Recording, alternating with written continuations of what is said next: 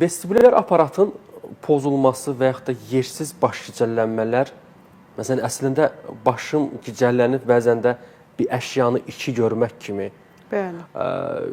problemləri çatdıran, məsələn, xüsusilə də gənc xanımlar ola bilər. O gənc xanımlarda altda bir endokrinoloji problem çıxa bilər. Məsələn, hiperprolaktinemiya olar. Qanda prolaktinin miqdarının artması ola bilər. Oxşar gəlir simptom olaraq. Mən digər göstəricilərini demirəm, adət halına təsir göstərir, bəzən təsir göstərməyə də bilər.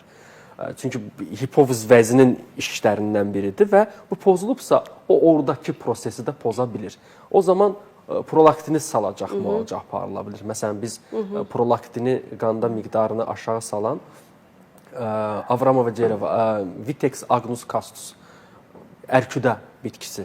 Ərküdə bitkisi indi yaxın günlərdə görəcəksiniz. Hətta əksər parklarımızda belə qəşəng biraz bənövşəyə çalan çiçəkləri var. Sonra onun toxumları bəzi yerlərdə meyvə şəklində adı hallandırılır.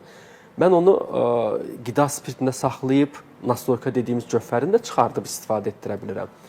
Dəmləmə şəklində də istifadə etmək olar. Həmçinin Vitex agnus castus artıq dünyada kapsul şəklində də istifadə olunur.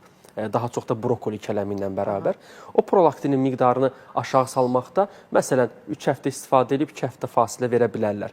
Bir yan təsirlərindən biri nədir? Məsələn, ərküdə götürüldü, kiloya görə, bədən çəkisinə görə hesablanılır. 80-120'lər arasında bir xörək qaşığı, amma 80'in altında bir çay qaşığı qədər götürüb dəmləyib istifadə edə bilərlər. Gündə 2 dəfə yeməkdən sonra. Amma adət dövründə etməkləri tövsiyə olunmur. Bir də mədənin qıcqırmasını artırar deyə ehtiyatlı olsunlar.